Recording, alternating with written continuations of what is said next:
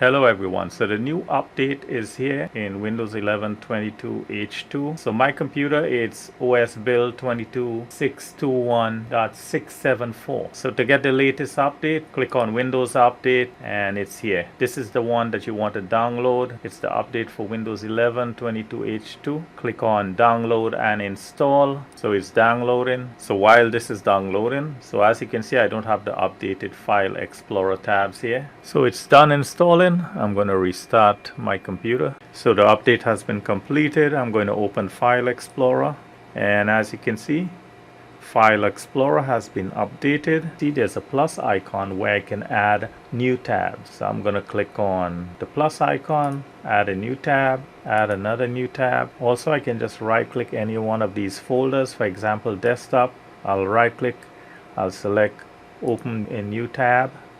I'll right click downloads folder, open a new tab. So if I right click one of the folders, for example the downloads folder, I can also select open a new window. I'll click on that and it opens in a new File Explorer window. Now I can move around the tabs. So for example, I can drag the videos tab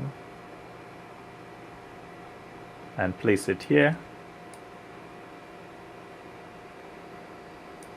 So to close the tabs, all I have to do is click on the X. I can also right click the tab and I have three options here. I can close the tab, which is just this tab. I can close other tabs, and when I select close other tabs, all the tabs are closed. So I can also close tabs to the right. I will select this option and this tab will close, the downloads tab, and it's closed. Now I'm going to open up more tabs and you can see what happens. So when I open up a lot of tabs on File Explorer, I'm going to get these two end icons here, and this is where you can scroll the tabs. So I can click on this and I can click on this. So after the update, it says the OS build is 22621.675. I thank you for watching and I thank you for subscribing.